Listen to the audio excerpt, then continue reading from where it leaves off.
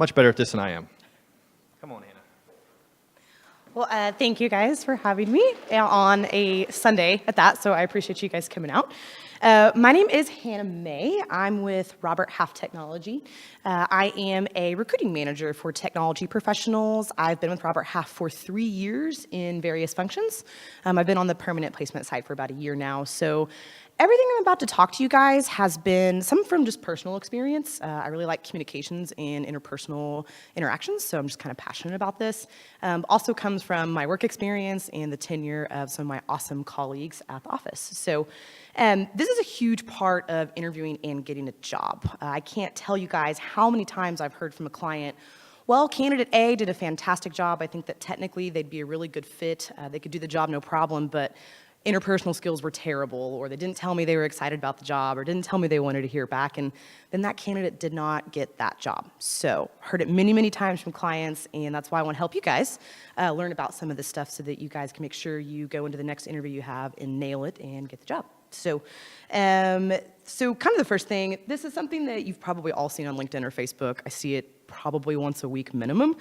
It's this little meme that says 10 things that require 0 talent. Being on time, work ethic, energy, attitude, passion, blah, blah, blah. Kind of all the things you see at the bottom of a job description that are very HR-y. This is a pretty commonly thing seen, but you know, when I first saw this, I thought, well, like, duh, like none of those things cost any time or effort or energy on your part.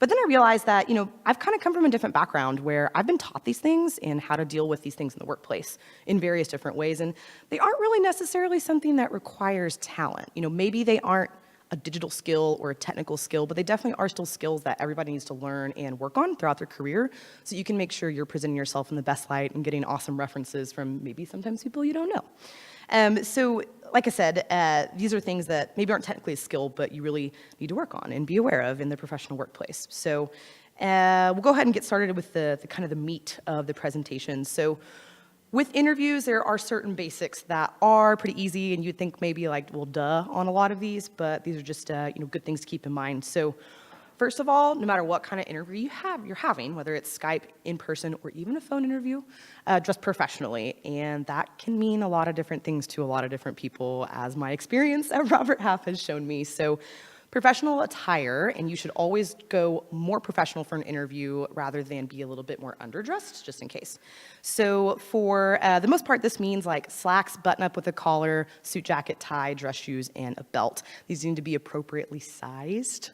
So make sure they're not like 3 times too big or 3 times too small. And of course, for ladies, this would mean like you could either do skirt or slacks, nice blouse, jacket, nice dress shoes. Go easy on makeup, accessories, perfume, things like that, cologne. For phone interviews, you still want to dress professionally. It kind of gets you in the zone and makes you sort of think in that professional headspace rather than if you're in your sweats or pajamas or something, then you might be a little bit more relaxed, and that actually does come through over the phone in your voice. Also with phone interviews, the classic can you hear me now situation. Be sure that you are in a nice quiet spot. You've got good signal, good reception. You don't have like distractions in the background, dogs, kids, anything like that running around. Try to use headphones. That will be sure that you've got really good clarity of your voice and will keep you from having to repeat yourself. Skype interviews. I do a lot of my own interviews through Skype, and I have seen some crazy things in the background. You really want to make sure that you've got a nice background, so just be aware of your surroundings. You don't want them to be too busy, have like a ton of like posters or just like stuff for junk or clutter back behind you. Also, make sure that you are, I hate that I actually have to say this, fully dressed. You never know if in the middle of an interview you want to go pick up like a portfolio or like something in your office. So just make sure that you're dressed professionally for this interview as well. As far as in-person interviews, there's a lot of different like kind of doy things about these. Location, map this out, go drive by it. Maybe if you can, drive by around the time of day that you're going to interview. You never know what traffic's gonna be like, if they close part of the road for construction. This is part of being well prepared. That is a soft skill to be prepared for your interview. Timing of the day, also weather. Check the weather that day. Make sure you're dressed appropriately. You're not overdressed if it's gonna be too hot outside. You don't wanna be sweaty running into an interview. And also bring a coat or a scarf or something if it's gonna be cold out. Weather aware too in terms of getting there on time. You know, if it's gonna rain, it's Oklahoma, people drive like they have no idea what rain is or they've never seen it before. So keep that kind of stuff in mind. hygiene, needless to say, is very important for interviews. Please be sure you are showered, shaved, primed, and prepped, and things like that. Smokers, try to hold off right before the interview. If you can hang on until afterwards, that's a big first impression thing. Big part of soft skills is the first impression you're making walking in the door. Kind of touched on this earlier. Be careful with cologne. You don't want to overwhelm someone. I've even had clients say, don't send me a smoker, and make sure they don't walk in here smelling like cologne, because some people have smell sensitivity. You can really throw someone's impression of you off with just that first thing walking in the door. So be conscious of that. Also research, and this means a couple things. Research the company. How long have they been around? What do they specialize in? What markets are they in? Do they have partner companies that you know of? Your interviewer, look them up on LinkedIn. See if you have anything in common with them, went to the same college, or you've worked at another place that you guys were coworkers maybe in the past. Also, the job description. Make sure you're going over this and look for a couple of different things, like key phrases they use. You'll want to talk about those things in the interview. Use that same wording. Even for phone and Skype interviews, have your resume pulled up in front of you, because that'll keep you from having that total blank moment where you have a certain skill or you've done something in the past and you kind of just freeze up because you're nervous. So those are kind of basics before you even get to the interview, things to just kind of be aware of. Professionalism in many ways it is soft skills, and that is exactly what this relates to. So just other things that go with that: do not be late. There are no exceptions, unless for some reason there was a car accident, your wife's going into labor. There has to be pretty extenuating circumstances for you to be late to an interview. But also on that same note, don't be too early. 10, 15 minutes max. It's kind of annoying to interviewers. It can be if you're super early, more than 20, 30 minutes. They may be in the middle of another meeting, another call, and then seeing the notification that you're there might frazzle them, kind of gets their head a little bit mixed up, and it's not really fair to you in the interview, because then they're all stressed out thinking about something different. Be prepared as far as everything I did just talk about, but have extra copies of your resume, portfolio, anything you're bringing with you. Have enough for all the interviewers that will be there. So if hey, I'm interviewing with 2 different people, but have extras, because you never know who else is going to walk in, or they're going to say, man, this is going really well. I also want you to meet this department head or this manager. So have extra copies. It comes off super prepared, and that you're just really ready for this interview. And I know some of this may have already been gone over in different talks, but I feel like these are still part of soft skills for an interview, because they aren't exactly like the technical side. Before you walk in an interview or pick up the phone or dial into that Skype meeting, just take a minute and relax and breathe. This is something that a lot of people get rushed and they forget. And even me, myself, I do 15 interviews with candidates a week, and I like to just kind of have a second, just calm down and gather my thoughts and make sure I know who I'm talking to, so I know about relevant things to bring up to them. So if you're in your car, you're about to log in on Skype, or you're going to take a phone call, take a couple minutes just to kind of collect yourself. Treat the janitor like the CEO. This is probably something you've also seen on Facebook or LinkedIn. This is about everybody else that you meet at an interview. The receptionist, maybe it is the janitor, maybe you bump into somebody in the hallway. Have a nice smile and hi, or how are you today, or something along those lines, because you never know, that could be the CEO. The other thing too is that plays a lot into the follow-up of your interview on the client side. They may come up to the receptionist and say, hey, what'd you think about them? Really nice? Do they say hi to you? Do they introduce themselves? Were they prepared? And their feedback might play a lot more on that decision than you think. Personally, I talk to my receptionist every time I have candidates come to the office. Hey, what did you think of them? If she hasn't already told me, that's something that we take into account. You need to be really pleasant, professional, and courteous to everyone that you run into at a client's office or location, even if you're calling in. Hi, how are you today? My name is such and such. I'm, calling in for an interview with so-and-so. First impressions. So this is the eye contact, the handshake, the smile, all that good stuff. So you just want to make sure that, whenever you actually first get to meet them, or, they log in on Skype, that you've got a nice smile on, you're looking them in the eye, don't super intense stare them down or anything, but good strong handshake, not too strong. This is not a macho match. You don't need to cripple them. And then just, hey, this is Hannah. It's really great to meet you. Thanks for having me out today. I really appreciate your time. So kind of those soft skills that go with that. So also distractions, phone off, I watch, all of that good stuff. Anything that's going to ding. We all have probably 2 or 3 things on our person right now that's going to make noises or vibrate or whatever, and possibly be a distraction in the interview for both you and the interviewer. It's going to throw you guys both off. It's super unprofessional. Just really make sure, if you don't, just leave it in the car, that you've got that handled. Same goes for Skype and phone interviews. Make sure like the dishwasher alarm isn't going to go off or, anything like that. Other than a doorbell, there's not a lot of excuses here. So try to eliminate as much distraction as you possibly can so that you can be seen as a professional that's well prepared and thought of all the little things on the outside. Interview structure, and if you've ever seen a talk from, he's my boss, Lucas Watson. He's also a co-founder of Starspace and a board member at Techlahoma. This is something that he preaches, so I learned this trick from him. Interviews usually happen in 3 parts. This goes for any first-round interview, any job, any industry, anywhere. This is typically what happens. You've got your first part where they do an introduction, usually telling you a little bit about themselves, a little bit about the company, and the job that they have open. Part 2 is kind of the what we expect. So the questions, the back and forth, they'll tell me a little bit about yourself. And then part 3 is whenever you've got time to ask some questions. So I'll kind of go over these really briefly. In that first part, that's usually 5, maybe 10 minutes long. You should have some notes and a pen ready because they're going to be giving you some little nuggets of information that are going to be really useful later in the interview. And it's sort of like taking a multiple choice test and you find an answer to a question inside another question, bonus. Use that info that they're giving you. So maybe you jot those things down.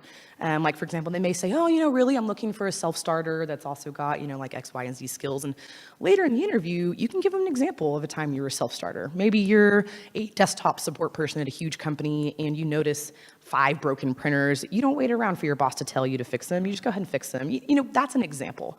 So maybe in the interview, you don't explicitly say, oh, well, Mr. Manager, you said that you're looking for X, and I am X, and let me tell you why. But you kind of go with that same mode of thinking. Part 2, with the questions, usually the first thing out of someone's mouth is, tell me a little bit about yourself. And pretty much everybody hates that question and dreads it. I do. I can't stand it. This is like your elevator pitch. This is your 30-second to maybe minute and a half description of who you are as a professional, not as a person on the weekend that likes to knit and go hiking and has 3 kids and you do underwater basket weaving and all that fun stuff. This is who you are as a professional. And that will probably sound something along the lines of, hey, well, I am a C# developer. I specialize in building custom web applications for clients.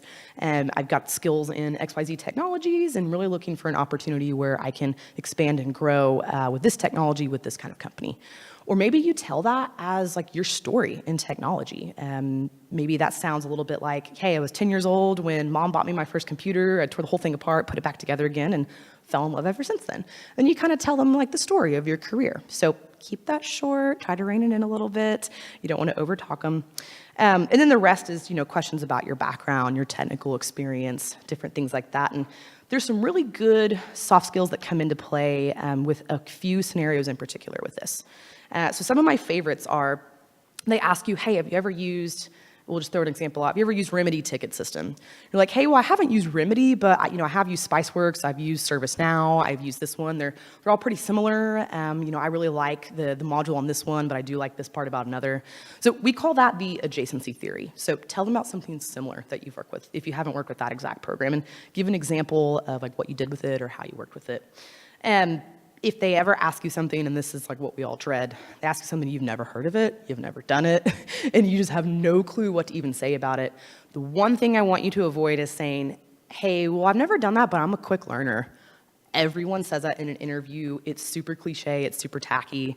There's a good way to express that, really, really easy way. So what you can do with that is say, well, hey, I haven't had much exposure to that, but I'm just really passionate about technology, and if I come across something I know nothing about, I just dive into it, find out as much as I possibly can, and I take that back to my team and see how we can make that useful for us. And then give an example of a time that someone gave you something you had no idea about and you just sort of had to run with it and figure it out. That's going to show them that you're a quick learner and you're adaptable without saying the cheesiest interview line ever, which, hey, I'm a quick learner. 'Cause everybody's going to say that. So that's a good way to go about that. Part 3 is kind of your turn for questions, and I'll go deeper into this in another slide, but you always want to have questions to ask in an interview. Otherwise, it comes off as just super disinterested and kind of apathetic about the opportunity. As far as major soft skills to keep in mind throughout an interview, and there's quite a bit here, stay away from personal topics, religion, politics, anything overtly way unrelated to the actual job or matter at hand. Just really stay away from them. If they bring them up, that's a different thing, but you really want to stay away from these topics because that's a good way to get yourself kicked out of a job before you even get there. Keep it professional, so don't really need to talk about hobbies, overly personal info, family problems, what your wife does. Unless they ask, that stuff doesn't need to come up. And this comes up in different ways. Like I had a candidate go to a client and they kept talking about how their wife lost her job and this was super important because now they need a job because they're the only income in the household. And that's really irrelevant information that might actually turn them off to you. So keep it to you and your professional story, not anything outside of that, unless they particularly ask, oh, what do you like to do for fun? Then you can tell them, oh, well, I weld server racks together, but then I also do this, and whatever that may be. If you feel like you're talking too much, you almost certainly are. So if you get that moment while you're talking to them and you're thinking, oh man, I'm just totally blabbering away, it's okay, just kind of wrap up that answer and maybe make light of it and say, sorry, I'm excited, I'm talking a little bit too much. And just kind of wrap up that answer and move on to the next one. No sweat, just try to keep that in mind throughout your interview. Sometimes candidates talk themselves out of jobs, so just be really aware, especially if you've only got like a 30-minute interview. You've only got so much time to cover a lot of relevant stuff with them, so be sure that you're conscious of their time as well.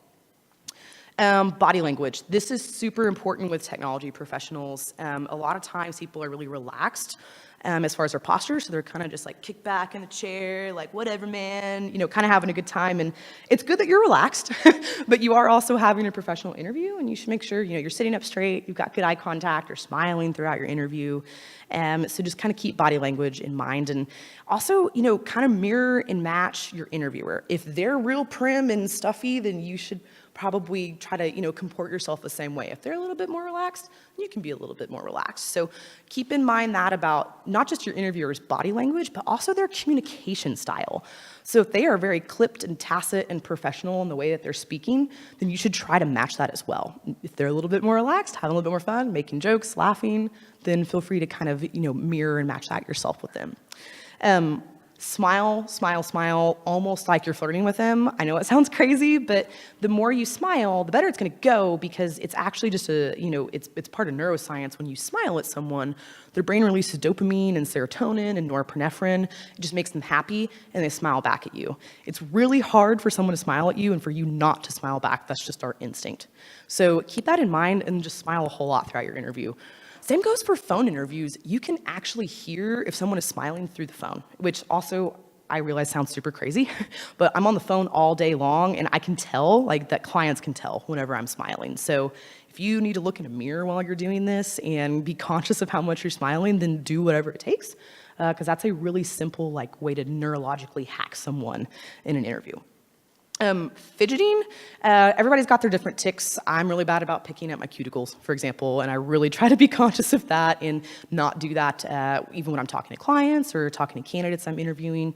Everybody's different. Maybe you're super calm, cool, and collected, and lucky you, that's awesome, but some people struggle with this, and really just try to stay conscious of it, try to minimize, and again, just breathe, relax. It's not a big deal. Even if they tell you no, every interview is good practice. So the worst that can happen is they say no. That's okay, move on to the next one. Be confident. There's no perfect candidate that meets every bullet point on every job description. They don't exist, and I have 3 years of experience to tell you guys that much. But you just want to try to be poised and be confident, say, hey, I got this. Now, don't come off too arrogant or too overconfident. You should be a little nervous in interviews. That's okay, that's expected. But really just try to kind of build yourself up before and during the interview and be confident in what you're talking about. Different really good soft abilities to demonstrate. So something that my clients say a lot to me is you can teach tech to anyone, you can't teach soft skills. That's pretty accurate. It's something that you can't instill in someone. They have to want to work at that and realize that that's something that they need to improve on.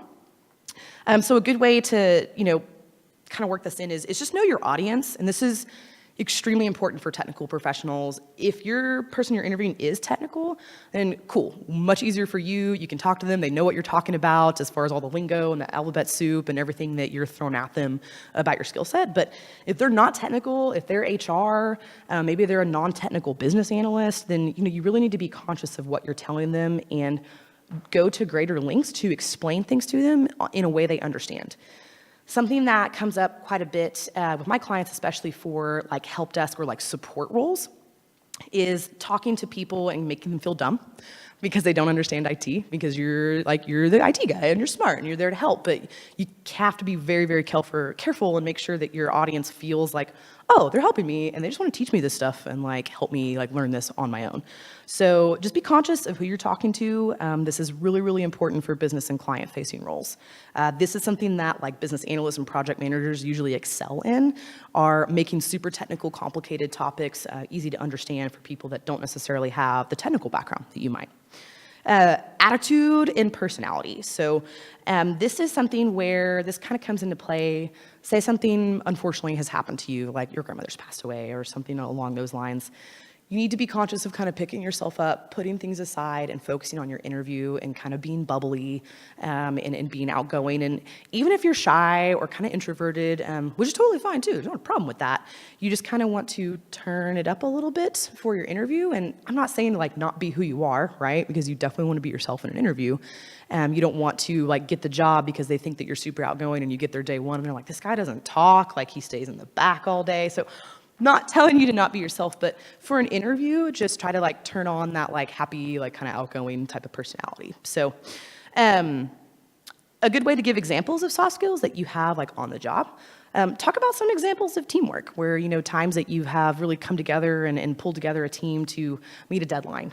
Maybe that was, hey, we had a bug come up, you know, we had to push code the next morning, so I went and got some pizza and snacks for us, and we just hammered it out and got it done in an hour or two after 5 o'clock one day, and then the client was super satisfied the next day. So maybe adaptability. So your boss throws something at you that you have no idea what it is, you've never seen it before, you just run with it. Or maybe there's a big change in your environment. You know, a developer quits or finds another job, and you've got to pick up some extra slack, maybe on something that you've never worked on before.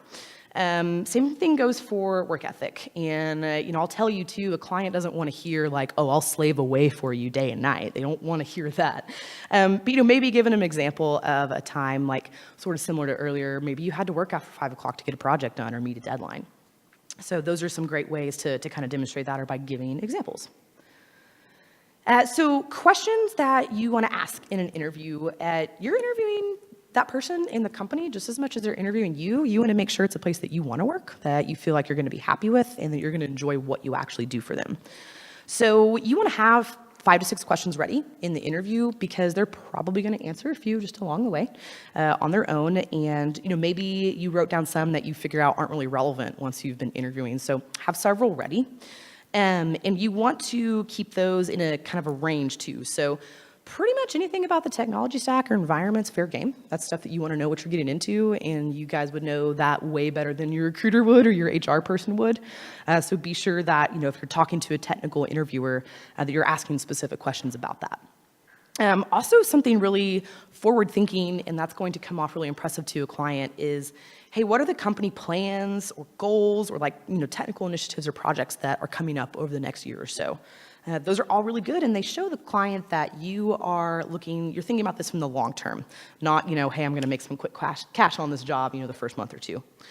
A little bit of a more sticky topic. Say you get to researching the company, right? Because you're researching your company before your interview, like you should be. Maybe you find some really weird reviews or like concerns online on Glassdoor or on LinkedIn. Maybe you've talked to a buddy of yours that used to work at the company. And maybe you heard some concerning things, and you have every right to ask about that in an interview. You want to be sure you go about that the right way. Even with my job, I had some concerns. I read some weird reviews online before I came to work to Robert Half, and I asked them about that in the interview. And a lot of times that interviewer or that client or that company is really going to be appreciative of that, because that gives them a chance to address the issue. And depending on their answer, maybe you do or don't want to go work there. So, you want to ask about those, and, you can just say, well, hey, when I was researching your company and finding out, about, this great thing that you guys do, or, this cool thing, I did also see some more concerning reviews, and I just wanted a chance to address that. Is that just a disgruntled employee, or, is there something, kind of overarching here about the environment that maybe makes it a little bit tougher to work in? So then you get a chance to hear what their answer is and then address that yourself. Maybe it's just that was a disgruntled employee. A lot of times when people go review stuff online, they're angry. How often do you go review something when it's awesome? You're more likely to get on Google and be like, this was terrible, I hated this experience. So it could just be that it was a disgruntled employee. So keep that in mind. There are 3 no-no questions. These are interview killers. You're probably not going to get a call back if you bring up some of these things. So The first one is anything about salary or money or benefits. In a first interview, that's just really tacky. It is more of an interview to get to know each other, not really okay, here's a deal, we want to hire you, like what do these numbers have to look like? So keep those in the bank for the next interview. You don't want to ask those right off the bat. The other one is, hey, when can I start? Or can I have the job? I'm glad that you're excited and that you feel like this is the job for you and this is what you want to do, but this can also back your interviewer in just like an awkward corner. They either have to lie to you or, just come up with like some weird, awkward response. So there's usually a process to follow. Typically you're gonna have to meet with several people, maybe do a technical test, any number of different things before you can actually get the job. Your job in the first interview is to get them to like you. So with all the smiling and soft skills that you're learning, that way then you can get to that second round interview. The last one really is, what concerns or hesitations do you have about my background or my resume or my experience? Usually that's the last thing you would ask, right? And that's leaving them with a negative thought, like, what don't I like about John? What do I not like about this person? And then that's the last thing they're thinking of when you walk out the door. There's a lot of stuff on the internet that tells you to ask that question. Don't do it. It's like negative inception on yourself. If they had any questions or concerns, they probably asked you in the interview about that. Or if you're working with a recruiter, they'll bring it up to them and they're gonna go up to bat for you, right? Because they get paid a commission and they wanna help you get that job, so they can address those in a good way for you. And like I said, that's usually something that a client would have addressed with you if they did have those questions. So don't do that to yourself and make them think, why don't I like this guy walking out the door? Wrapping up an interview, some different things that you'll want to make sure that, like I said, they aren't technical things you can get across to a client. Talk about post-interview expectations. Hey, when do you think I should be hearing back from either you or Ms. Smith in HR or XYZ agency that I'm working with? So just kind of for yourself, get an idea of expectations. That's going to show the client that a couple things. You're interested, you're already planning ahead, and trying to make sure that things can work out in your own mind for this. Be sure to tell them, thank you for the opportunity, thank you for your time. Typically, it is a nightmare getting a manager to carve out some time to speak with you during the day. They're bogged down in meetings and phone calls and projects that they have to work on and fires they have to put out. So just be sure to tell them that you're thankful and you're grateful for the opportunity. I know everyone's probably like, well, duh, I'm glad to be here. It's a job interview, I need a job, but be sure you express that. And tell them why you think you're a good fit. Say, hey, I think I'm a really good fit for this job. I have 6 years of experience in C#.NET MVC development like you're looking for in this role. And be sure you tell them that you're interested. I have had several candidates that haven't gotten the job simply because they didn't tell the interviewer that they were interested in the opportunity. Not every interviewer is great with soft skills and reading your body language and kind of those subtle different cues and signs that you're excited about a job. And not everybody is like, wears their emotions on their face like I am or, other people. So if you've got a calm, cool, collected demeanor, this is even more important for you to express. Thank you for the opportunity today. I really appreciate you, having me out to talk with you. I think I'm a great fit for the job, and I'm really excited to hear back. I'm really excited about this opportunity. So just be sure that you tell them explicitly that you're interested in the job. Then there's no shadow of a doubt in their mind that you want their opportunity. I say bonus points on this, but really this is like, you should absolutely always do this. Send a thank you note to your interviewer. No matter like if there's one of them, 2, 3, however many folks. Snail mail is kind of way too slow for this, so you want to make sure that you can probably do this by email, if not like writing a handwritten card and dropping it off like the next day or something. This doesn't have to be very in-depth, just like 2, maybe 3 sentences. Hey, thank you for your time the other day. I really appreciated getting to come to your office and talk to you, or the coffee or the lunch that you bought me or whatever. And I'm really excited to hear back. I think I'm a great fit for the opportunity, and I'm excited to be a part of your team.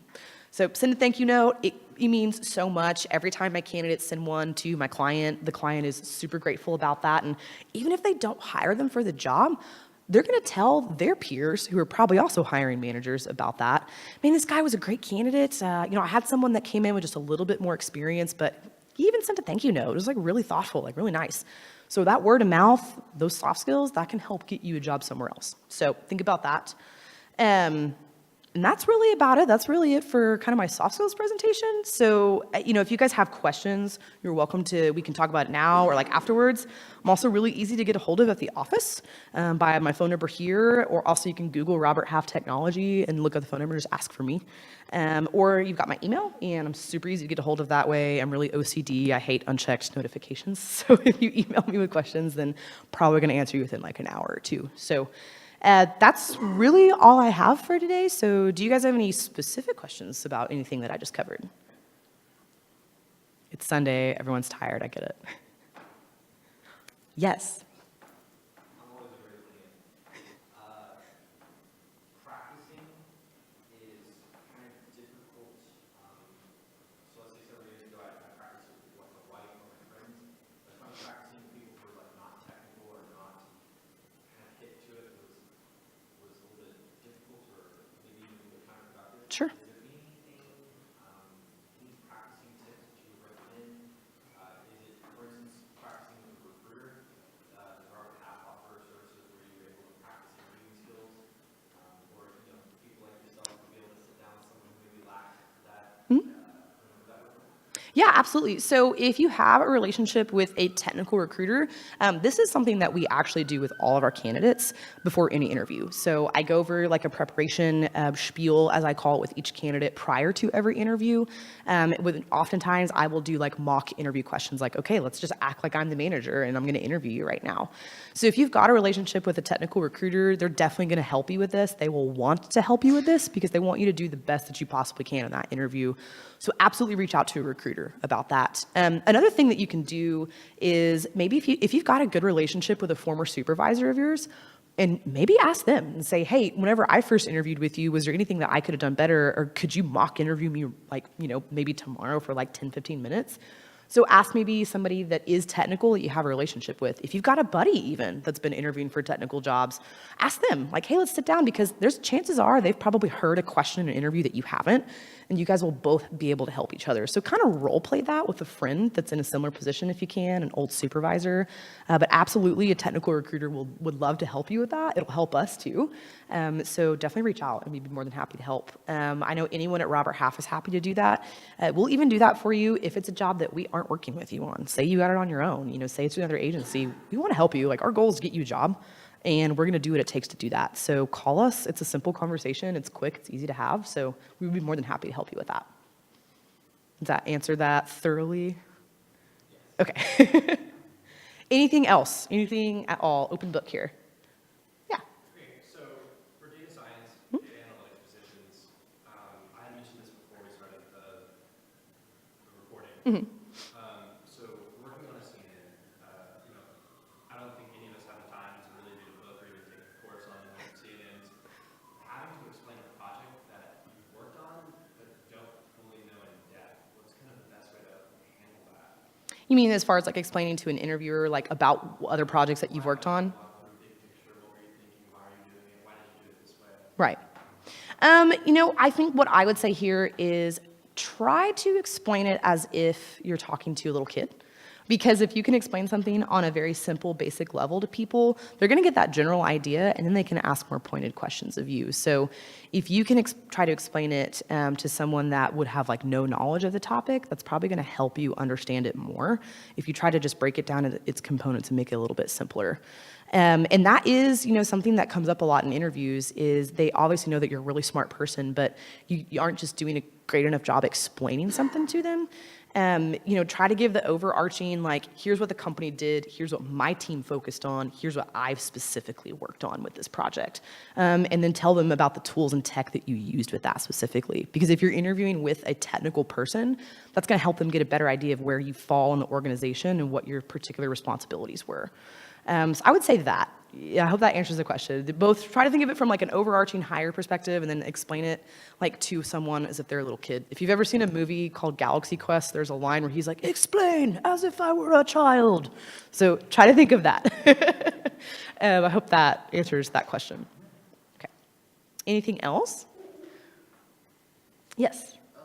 So on the part where you're supposed to ask questions, That's my favorite part. I have the hardest time with it because most of the time I've researched the company and I know what they're doing. And a lot of the time, the few questions I might come up with, which are usually things like tech stack and stuff like that, I can answer before we ever get to that part. Okay. So my approach is mostly to kind of say, well, you really answered the questions I had and kind of try to lay out what they were. Does that seem like a decent approach? Is there any advice you've got? Yeah, so, and you're right. So ideally, you've done your research on the company, you know exactly what they do, how long they've been around, what markets they're in. You kind of feel like you're at that point in the interview, you're like, I don't really have any questions. Like, I've already done my research. They've already answered a couple things for me. you still don't want to walk out of that room without asking questions. And what you can do to kind of counteract that is, well, hey, from my research and what we've talked about, I know that you guys do X, Y, Z, and this is kind of how you go about that. What else would you tell me about your operation and how you make that run really smoothly? So put up front that that certain piece of knowledge, but that you just want more clarification on it. Some of those questions that you're going to ask your interviewer are going to be cut and dried. Hey, what's your technology stack? I mean, they're going to say like, well, we do this, this, and this, but sometimes we also use this for this function. So that's kind of cut and dried, but you can also, there's a lot more that you can ask besides just a technical stack. It's going to come off really, really well for you. So things like, what's expected from this person in the first 30 days, first 6 months, first year? What do you want out of this person? What do you expect? Do you guys have a metric system? Do you have like a baseline of performance that you go off of? Ask things like that, because they're going to be like, oh man, this person's already thinking like about being in this job and how they're going to be measured and how they can perform for us. You should also ask things about like, what kind of projects do you guys have coming up the next like 6 months or a year that I'm going to be part of? And you should use a tense like that. What kind of projects will I be a part of, or what will I see on this team? You can also ask things about the interviewer themselves, and you should. That's just kind of human nature. We love talking about ourselves.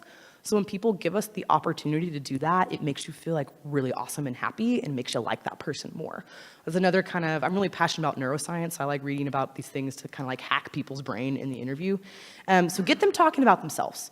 Good things to ask would be like, well, how did your career start here? Which hopefully you already know. Maybe you looked them up on LinkedIn and you saw that they started as a help desk person, then went up to application support, then they started learning development, and then now they're the software development manager. So hopefully you know that, but ask them, well, how did your career get started here? Ask them, hey, what do you love most about working here? What makes you get out of bed in the morning and come keep working here, other than what I'm assuming is a good paycheck? Don't say that, but I'm sure they come to work for a reason. Ask them what gets them passionate about that job. What do you love most about this team, or what's an accomplishment that your team has made that you're just really proud of? Get them talking about themselves, what they're proud of, what they love, what they're passionate about. And that's going to help you get a better idea of the company, about them, their happiness in the job. Because this goes one of two ways. Either you see that this is a really passionate person and you're really excited to work with them, or maybe they look like they're just a big ball of stress and that this is an environment with unrealistic deadlines and expectations that maybe you don't want to put yourself into.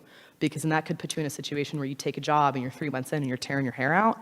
You want to leave your job after 3 months, which doesn't look exactly great on a resume. So you want to do everything that you can to make sure this is the right opportunity for you before, which is what you want to do with asking questions for your interviewer. So does that answer your question? Yeah. Okay.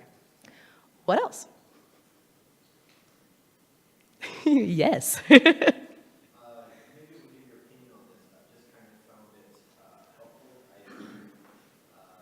So I've been recommended for interviews, and got into interviews where I literally had nothing in common with the job position, but I had a 30-minute time slot with the person. Ooh. And I kind of leveraged that to just build it as an active networking opportunity. Absolutely. Would you recommend that? I'll give you an example. I've been in development, and I've written in, and about halfway through the conversation, I realized they're looking for someone to do high-level quality assurance in Selenium. Mm-hmm. I've never done quality assurance and never worked with Selenium. So I just spent the last 15 minutes chatting about phishing, things like that. Do you find that still being beneficial, or would you recommend continuing the interview as if you were still interested? Sure. So there's a couple of things that I'm going to talk about with that answer. The first being that if you get into a job and it sounds like this, that you're a developer, and then all of a sudden this is turned into like a lead QA engineer job, you should be very honest with your interviewer and say, hey, well, it sounds like you're looking for someone with XYZ skill set. And they probably already realize that about you. They've probably seen your resume, or a friend of them has told them, like, hey, this really smart guy, he's a developer, not a QA person, but like, you should talk to him. You should have an interview with him, because there may be somewhere else in the company that they can put you at, or that they can make a spot for you. So if you be honest with them and you're like, hey, well, look, I don't have a QA skill set. I can do minor stuff like with my own bugs and trying to fix those, but I've never been a QA analyst or QA engineer. I've never even worked with Selenium. So just be honest with them and say, but areas that I could help with, like, this is where my expertise lies. So be honest, and then tell them where your skill set is. Maybe you even recommend somebody to them. Because that's going to come off really well too, because they're going to say, well, hey, this guy's looking out.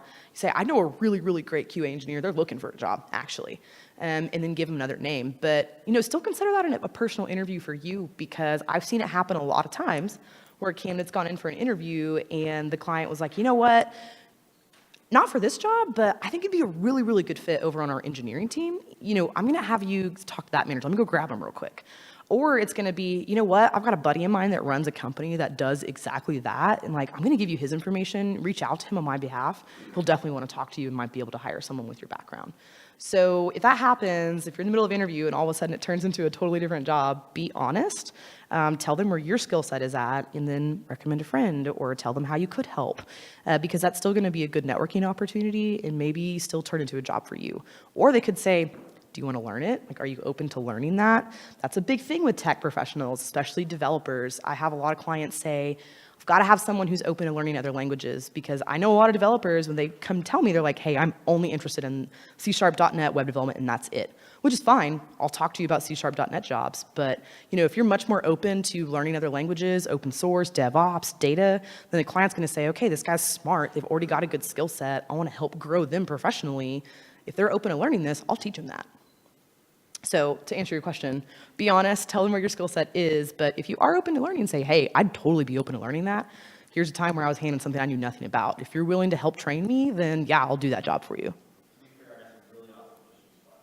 I'm sure you did.